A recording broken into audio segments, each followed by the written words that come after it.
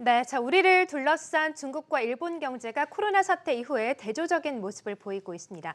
중국은 뛰고 미국은 불안하고 일본은 곤두박질 치고 있는데요. 이들 3국의 통수권자도 경제와 비슷한 처지에 놓여 있습니다. 오늘은 이 문제를 또 집중적으로 다뤄보도록 하겠습니다. 한국경제신문의 한상준 논설위원 나오셨습니다. 안녕하세요.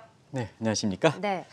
오늘 미국 시장은 27일에 예정된 3대 빅 이벤트를 앞두고 비교적 좀 조용한 움직임을 보였는데요. 좀 다우는 하락하긴 했지만 전체적으로 좀 좋은 흐름이 이어지지 않았습니까? 네. 네. 전체로 보면 미국 증시가 네. 낙관적 분위기가 이어졌다 이렇게 보겠습니다. 오늘은 내일 미국 시간으로 있는 3대 이벤트, 또 우리의 금통위까지 오면 4대 이벤트가 되죠. 물론 이제 미국 증시에는 금통위 영향을 미치지 않겠습니다는 3대 이벤트를 앞두고 비교적 조용한 움직임이었었는데요.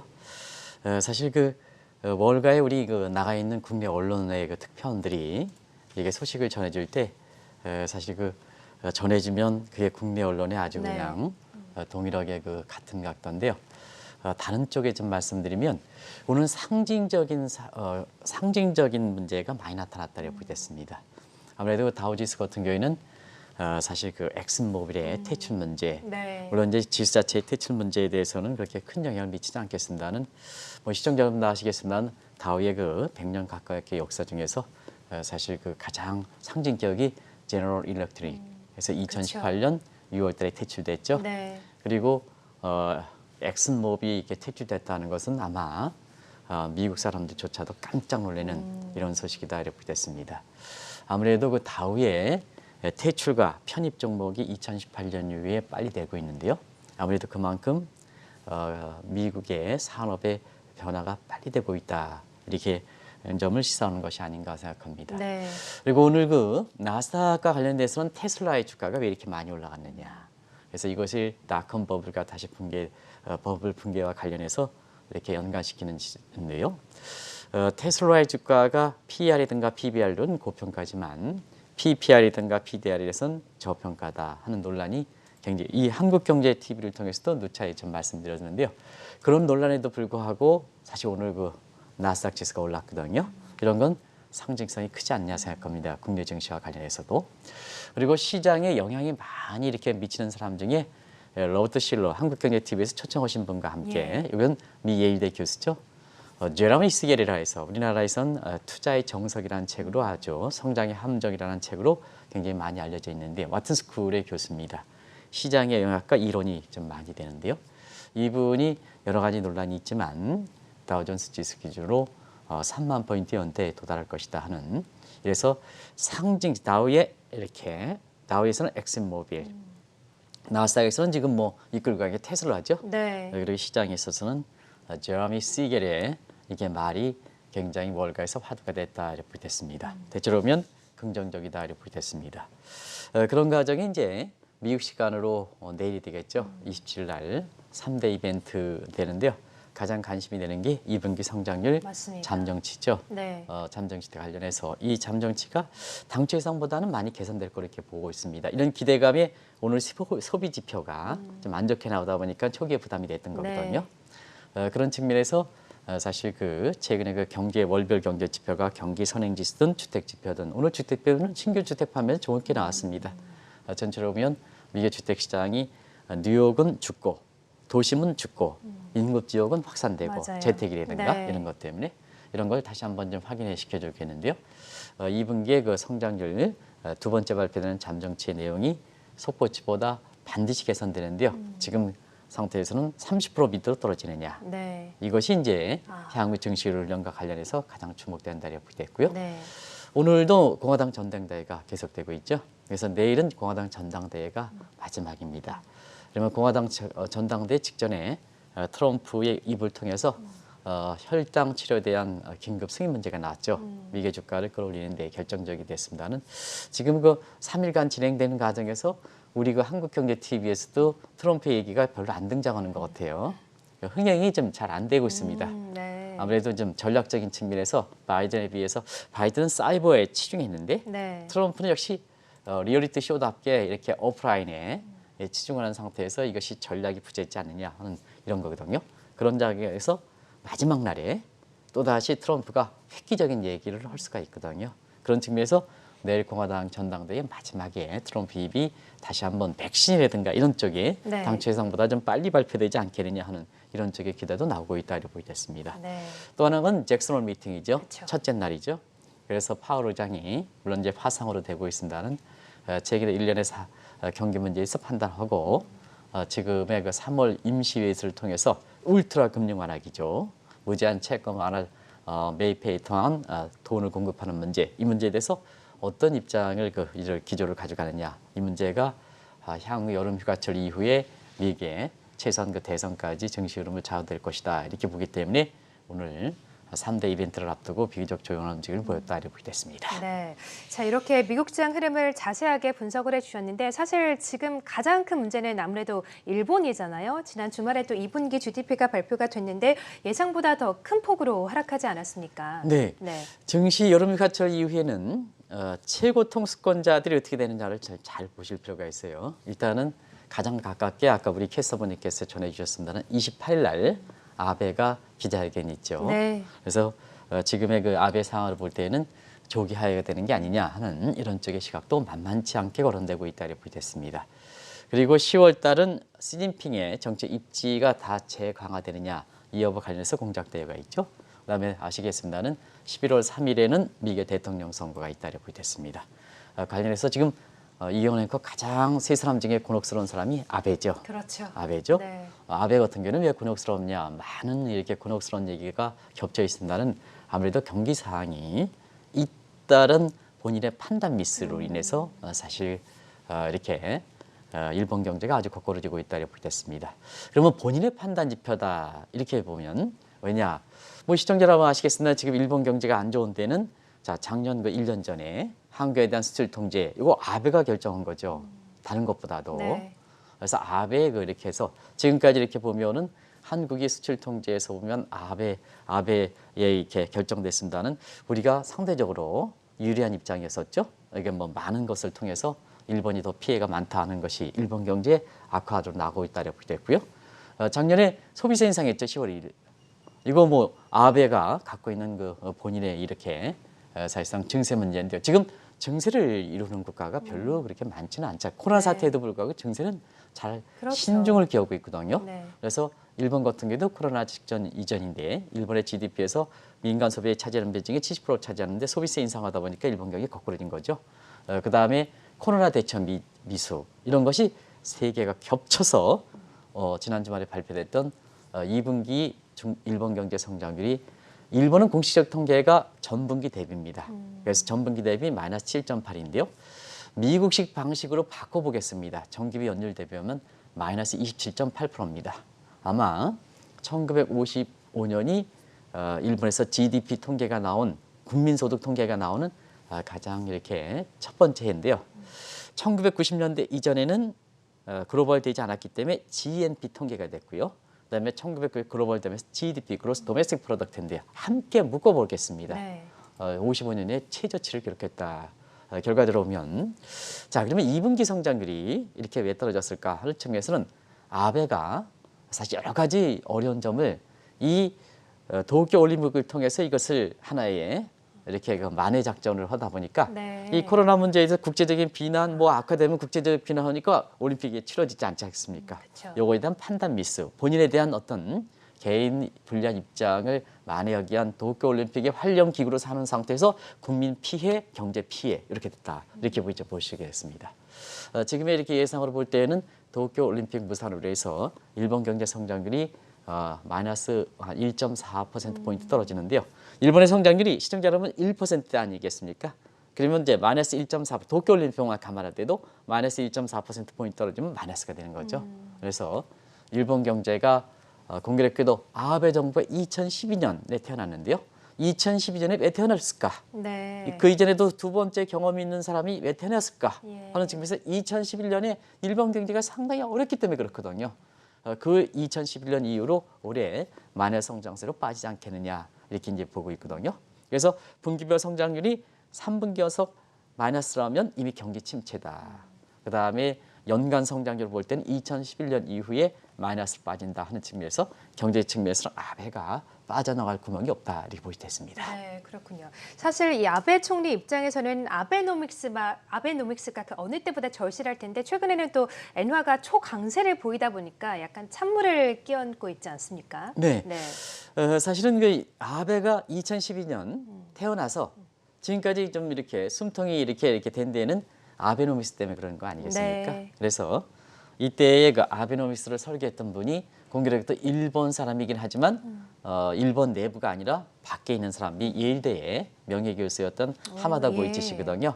그때의 한국경제TV를 통해서 2013년 연속해서 글로벌 금융 컨퍼런스에 모신 분입니다. 그렇군요. 개인적으로도 제가 이런 그 아베노믹스가 추진했던 배경에 대해서 개인적으로도 한번 얘기해 본 적이 있는데요. 사실상 그렇습니다. 그때 당시에는 이렇게 엔저가 용이하게 좋은 때거든요. 미국이 이렇게 달러 강세됐던 추세였었고, 그다음에 사실 일본이 그 엔저, 달러 강세면 엔저가 되지 않습니까? 그러면 저희 상태에서 발권적 동안에서 엔저가 돈이니까 일본의 수출 증가해서 그나마 지금까지 일본 경제를 받쳤던 거거든요. 근데 역시 지금은 뭐냐? 지금은 뭐 코로나 사태 이후에 미국이 달러 약세지 않습니까? 달러 약세니까 거꾸로 엔화가 강세되는 구조여서 아베노믹스가 최후의 버팀목이 될 거로 이렇게 보이는데요. 처음 추진했던 2011년과 달리 지금은 미국이 아주 달러가 최약세이기 때문에 네. 사실 일본의 그 엔화가 경제가 어려운 가운데도 강세가 되고 있다 이렇게 보겠습니다. 코로나 사태 이후에 엔달러 환율을 보면 아까 우리 이제 3개월 정도 엔달러 환율 모습 이렇게 보면 지금 108에서 106이 105에 이렇게 떨어지는 격을 보는데요. 환율이 떨어졌다는 것은 그만큼 엔화가 여기 이제 나오고 있죠. 2.56 정도 이래서 그만큼 이제 엔화가 엔달러 환율이 떨어졌다는 것은 미 달러에 대비해서 엔화가 그만큼 강세가 되고 있다고 보게 됐습니다. 결과적으로 보면 마지막 버팀목이잖아요. 마지막 버팀목이 아베노믹스가 추진할 수 없으니까 결과적으로 아베가 아주 곤혹스러운 환경이 되는 거죠. 그러다 보니까 지금 아베 입장에서는 28일 기자회견에서 어떤 쪽에 모색을 할지 모르겠습니다는 사실 국민의 지도가 기자회견에 안 나가면 안 되는 이런 상황에 몰려 있다. 그렇군요. 자, 집권당인 자민당 같은 경우는 국민의 지도가 30%대거든요. 네. 보통 집권당의 지도가 50% 미치면 국정운영력이 상승한 거 보고 있습니다. 그러면 이제 아베 개인에 대한 국민의 지도는 지금 20% 미칩니다. 결과적으로 보면 국정운영력이 상실하다 보니까 결과적으로 보면 기자회견에 나서는 것이 아닌가 생각하는데요. 우리가 아베 관련해서 7대 이 곤혹설이 있죠. 그래서 자막을 통해서 한번 보겠습니다. 네. 시청자 여러분 그냥 한번 보겠습니다. 교육적 설, 뭐 아베 총리의 그 퍼스트 레이드 하는 맞아요. 유치원 그것부터 시작됐죠. 예. 북한 대응 실패했죠. 그게 이제 그렇고, 그다음에 작년에 그 7월달에 한국에 대한 수출 통제 실패했죠. 본인이 이제 전부 그런 거 소비세 인상도 실패했죠. 그 트럼프에 또 한참 달라붙여가지고 퍼주다가 이것도 좀 실패했죠. 이 국민의 공감대가 형성되지 않고 아베가 정치꾼인 입장에서 자기의 정치적인 입장을 하기 위해서 자꾸 국민을 빌미로 하고 국가 경제를 하다 보니까 자충세 빠지는 거죠. 그러다 보니까 일본 이란과 갈등이 있었죠. 그리고 코로나 대처 참사 문제는 도쿄올림픽 때문에. 그래서 이 정치꾼들이 자기 이익을 위해서 국민의 이익을 생각하고 이익을 위해서 하면 마지막에 국민들이 받쳐주지 못한다. 우리나라에도 많은 시사점을 던져주지 않겠냐 이렇게 보고 있는데 28일 날 결과가 상당히 이렇게 해서. 근데 28일 날 기자회견에서 이경원 앵커 하야 될 거로 보십니까? 하야하겠습니까? 안 하겠습니까? 계속 의지를 밝히겠죠. 네. 정치꾼이기 때문에 네. 아마 조기 그렇죠. 하야는 안 하실 거로 네, 이렇게 네. 봅니다. 그래서 국민 입장에서는 조기 하야 되는데 자기 자신의 정치꾼 야망 입장에서는 네. 이렇게 그런 얘기가 있죠. 내가 피를 토하더라도 맞아요. 이렇게 그 일본 총리는 계속하겠다 하는 예. 입장이 아베 지금 본심이다. 그래서 28일 날 이 일본의 지금 상황을 돌파하기 위해서 조기 하야가 되지 않는다면 어떤 방법으로 될 것인가. 그리고 국제사회와 일본 국민들은 어떻게 반응할까 하는 과정에서 일본의 경제라든가 이런 측면이 굉장히 앞날이 관건이 되겠다 이렇게 보시면 되겠습니다. 네, 그렇군요. 사실 이렇게 일본 경제는 추락을 하고 있지만 그 반면에 중국 경제는 코로나 이후에 정말 빠르게 회복하고 있지 않습니까? 네, 가장 빠르게 올라가죠. 가장 빠르게. 네, 사실은 그 코로나 사태 이후에 이런 그 계기로 해서 저나 이복 이런 얘기가 하는 게 네. 대표적으로 중국 경제가 아닌가 생각합니다. 시청자 여러분 아시겠습니다는 코로나 사태 이전에 중국 내부적으로 3대 회색 코뿔소 문제가 됐었죠. 네.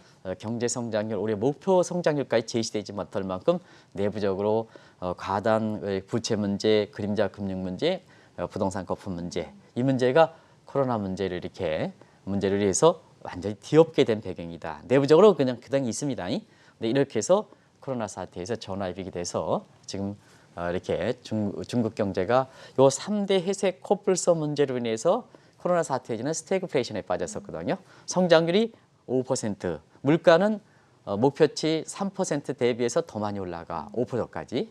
그래서 트윈 5 이렇게 퍼센트다 할 만큼 성장률 5%대, 소비자 물가 상승률은 5%대 해서 그런 듀얼 구조가 이렇게 됐었거든요. 근데 코로나 사태를 계기로 해서 스태그플레이션이 빠르게 이렇게 해소되고 있다고 보게 됐습니다. 일단 중국의 주력 산업이 제조업 아니겠습니까? 제조업 같은 경우에는 4월달, 5월달, 6월달, 7월달 전부 경기 회복을 나타내는 50 이상으로 전부 회복되고 있다고 보게 됐습니다. 50에서 왔다 갔다 하는 건 그렇게 큰 의미가 없습니다. 그냥 네. 50을 전해서 회복, 침체 이렇게 되니까. 그리고 물가도 소비자 물가 상승률이 사실 4월 이후에는 목표치. 미국이라든가 한국은 2%지만 중국은 뭐냐 3%입니다. 그쵸. 3% 밑으로 이렇게 하여서 스태그플레이션 구조가 이렇게 빨리 해소되고 있다고 보게 됐고요. 중국은 수출이죠. 근데 전 세계가 지금 코로나 사태에 의해서 뭐 브렉다운 하더라도 중국의 수출은 계속해서 회복되고 있습니다. 그래서 마지막 통계가 올해 7월 달 통계인데요. 수출 증가율이 플러스입니다. 여기 부호가 이게 마이너스 안 붙이느냐 하는데 플러스입니다. 어떤 분이 그렇게 제시하는데요. 네. 지금 코로나 사태 때문에 전부 감소다 보니까 플러스 7.2입니다. 이렇게 수출이 회복되고 있다고 보게 됐습니다. 그러네요. 그러다 보니까 네. 자연스럽게 종합적인 통계에 해당되는 성장률 보면 네. 자 올해 1, 4분기에 중국 경제 성장이 마이너스 6.8% 떨어졌죠. 근데 이것이 2, 4분기에 3.2% 플러스로 V자 반등했고요. 여기와 관련해서 올해 전망치가 IMF 같은 경우에는 이번에 10월 달에 상향 조정할 때 3%까지 가지 않겠느냐. 그리고 오늘 브루킹스 연구소에서도 중국 경제에 대해서 얘기를 했었는데요. 사실 올해 유일하게 전 세계에서 유일하게 플러스 성장을 기록할 것이다 하는 이런 쪽으로 중국의 코로나 사태를 전후로 해서 완전히 분위기가 바뀌고 있다고 보게 됐습니다. 네, 그렇군요. 사실 이 코로나 사태 이전까지 좀 약화됐던 시진핑 주석의 정치적인 입지도 한층 더 강화되고 있는 것 같아요. 네, 3대 해석 코뿔소 문제 때문에 이거 치우지 못하다고 네. 스태그플레이션 나오면 스태그플레이션은 성장률 떨어지니까 국민 소득 감소하죠. 물가 올라가니까 그렇죠. 국민 실질소득 더 떨어지죠. 네. 그 인민들의 지지도가 많이 떨어졌지 않습니까? 근데 코로나 사태, 이 국가의 비상 사태에서 최고통 수권자가 어떤 입장을 지느냐가 굉장히 중요합니다. 예. 그래서 시진핑이 지금 정책 입장이 그 대강화되는 데 있어서는 자 코로나 사태에 굉장히 최고통 수권자의 그 코로나 문제는 실정법상의 문제가 아니거든요. 통치권의 문제거든요. 사실 사회주가에서는 조금 다른 문제입니다. 그때의 시진핑이 결단력을 굉장히 빨리 했다는 얘기입니다. 일단 코로나의 발원지에서 국제사회 비난이 될 때 통제가 아주 확실하겠죠. 맞아요. 그거는 뭐 시청자 여러분이 기억나실 겁니다. 네. 통제 확실하겠습니다. 두 번째는 브렉다운 문제이기 때문에 경제활동 빨리 가려면 격리됐으니까 빨리 활동을 재개이죠. 그렇죠. 그래서 3월 말에 그것도 시진핑이 아주 여러 가지 어려운 가운데도 결단을 했다고 보게 됐습니다. 그다음에 스태그플레이션 나타나면 물가가 올라가는 사태인데도 불구하고 돈 더 풀어 하면 물가 더 올라가거든요.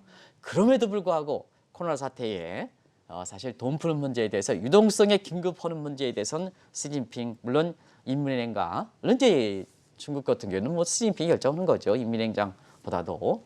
그래서 세 가지 결정 사항을 확실했기 때문에 중국이 지금 경제가 숨통을 터지는 상황이거든요. 그런 각도에서 이렇게 보면은 이 시진핑이 코로나 사태 이전에 정책 입지가 약화됐던 부분이 코로나 사태를 계기로 해서 정책 입장에 강화되는 문제가 10월 달 공작대회가 있거든요. 정치 공작대회가 있는데요. 거기를 통해서 다시 한번 되지 않느냐. 그래서 원래는 올해가 있잖아요. 13차 5개년 계획의 마지막 년이고 네. 14차 계획은 이렇게 구상되지 않았었거든요. 원래 13차 5개년 계획 올해를 마지막으로 해서 2020년 사업강사에 모두 인민이 잘 살자 하는 맞아요. 이런 게 네. 돼 있는데요. 요번을 통치력을 바탕으로 해서 장기 집권하다 보니까 장기 집권하니까 계획이 들어가는 거죠. 계획. 그래서 14차 5개년 계획.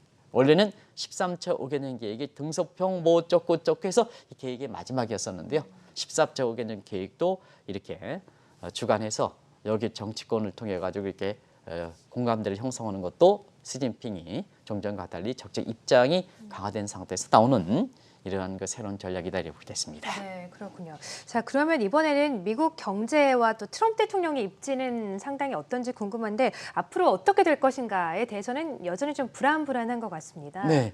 트럼프 대통령은 뭐든지 이제 이렇게 중간지대다 그런 얘기지 않습니까? 예, 예. 중간지대다 이렇게 얘기해서 말을 이렇게 탁 얘기했다가 조금 뭐 그러면 탁 해서는 네. 그래서 항상 본인이 쇼적인 측면에서 맞아요. 정치를 했다 이렇게 네. 얘기하는데요.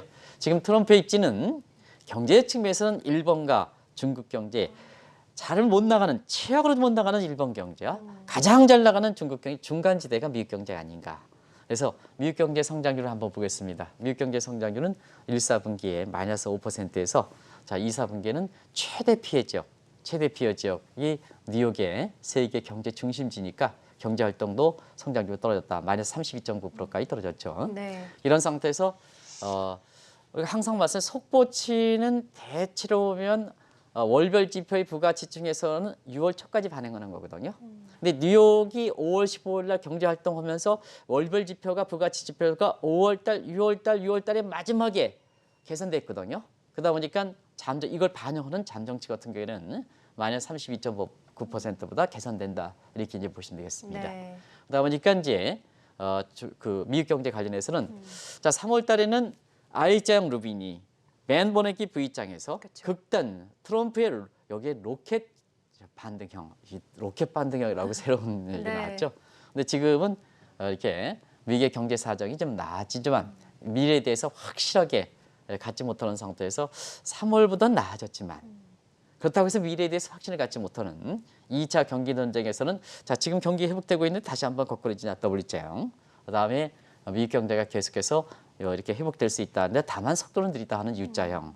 근데 오늘 제라미 세겔 같은 경우는 무슨 얘기냐? V자로 반등한다 해서 또다시 이렇게 장마판에 뉴욕 주가가 소비자 신뢰 지수의 X내 그렇게 다우 편입 탈퇴로 인해서 충격이 이렇게 초반에 좀 다우지수가 많이 네. 떨어졌었거든요. 네. 다 거의 다 회복된 상태에서 그렇군요. 이렇게 제라미 세겔의 입장도 많이 반영됐다 이렇게 됐습니다. 네.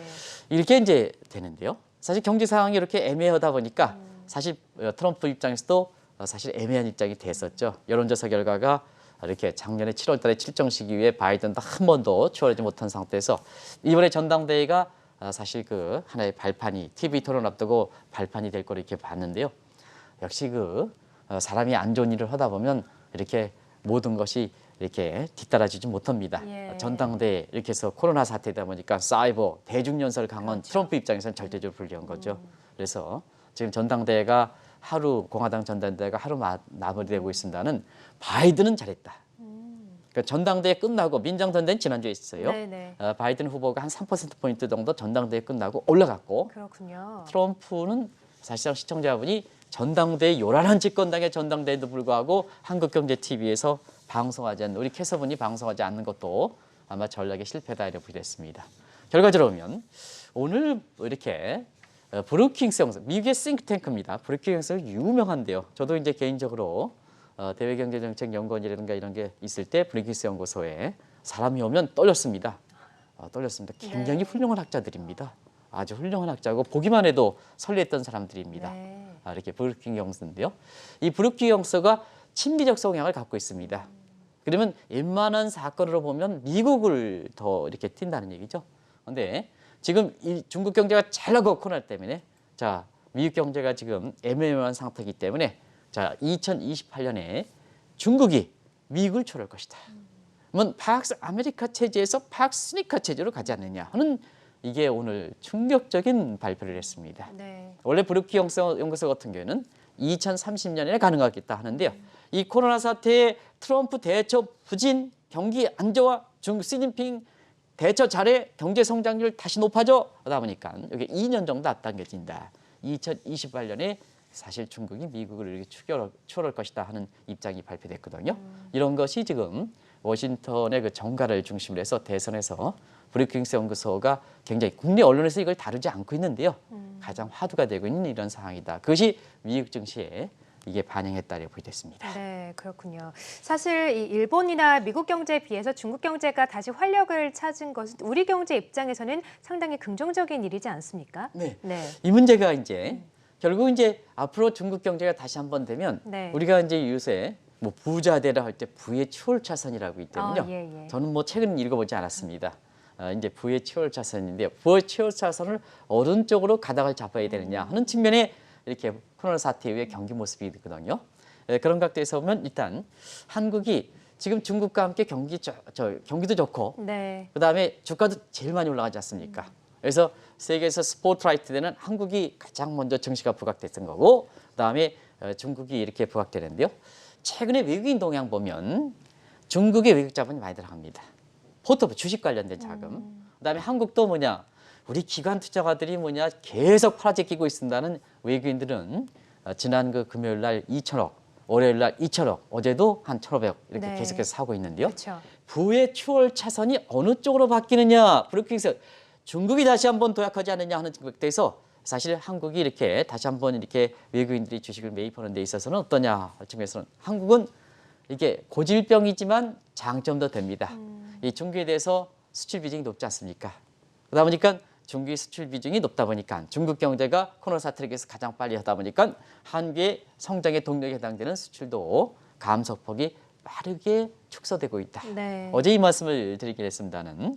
그래서 4월 같은 경우에 우리의 그 수출 증가 감소폭이 마이너스 20%대에서 지금은 마이너스 7%대 8월 20일까지 일벌 조별수를 하면 마이너스 3%까지 줄어드는거든요.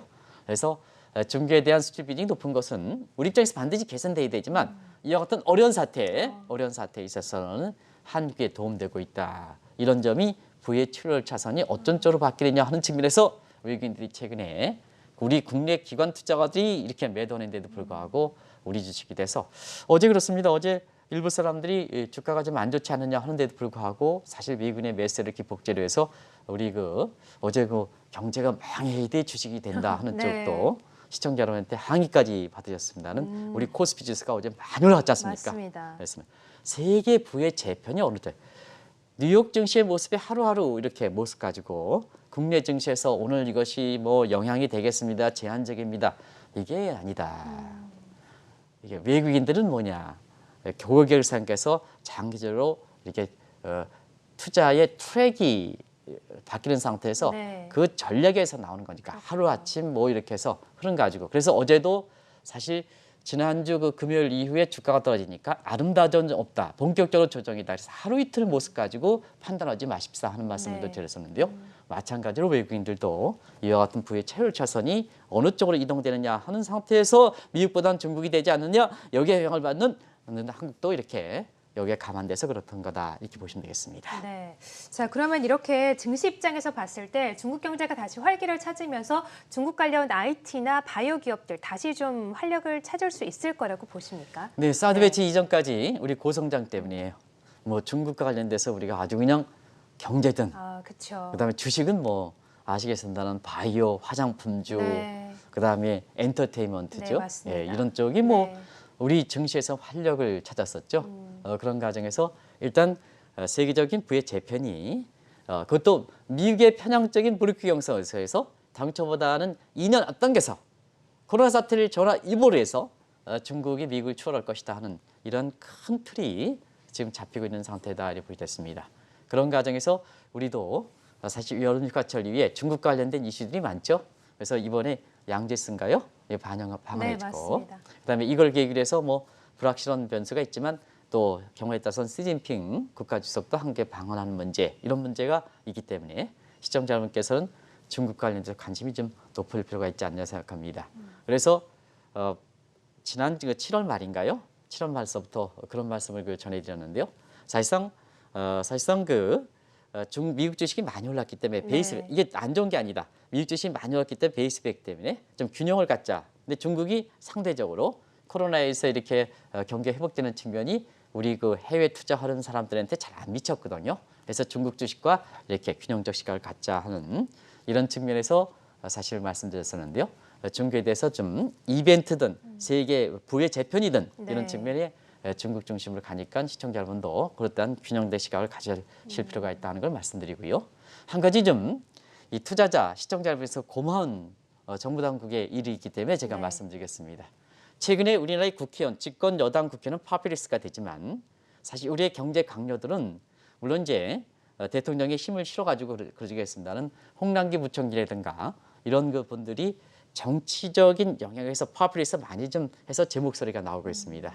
그래서 그것이 뭐냐 공매도 금지 연장 그쵸. 이것을 6개월 정도 하는데요. 네. 여기에 윤관석 위원장께서 근본적으로 검토해야 된다 하는 측면은 제가 아마 그 6개월 시한을 두지 않고 미국과 이렇게 평형적인 측면에서 수평적 구조를 대입되지 않느냐 이런 측면에서 제가 개인적으로 보면 국내 가장 최고의 그 대형은행의 CEO 분께서 아마 이렇게 윤 위원장을 만나실 때 아마 이걸 건의했던 걸로 알고 있는데요. 네. 그런 것이 현실에서 가장 전문가가 이 입장을 받아들이는 측면에서 공매도 시한 연장 이 문제가 사실 그 일단 6개월이지만 이런 문제가 근본적으로 검토된다 이런 시각으로 이렇게 되거든요. 네. 그래서 최근에 보면은 이 국회의원분들은 정치적 속성을 많이 갖고 있어서 아직 파퓰리스트의 성향을 되지 않지만 다 그런 건 아닙니다는 최근에 우리 경제 강요들이 제 목소리를 내고 있다. 그래서 국난극복 지원에서 이재명 도지사는 전체적이 된다 하는데 우리 재정사정을 감해서 홍남기 부총리는 차별적으로 된다.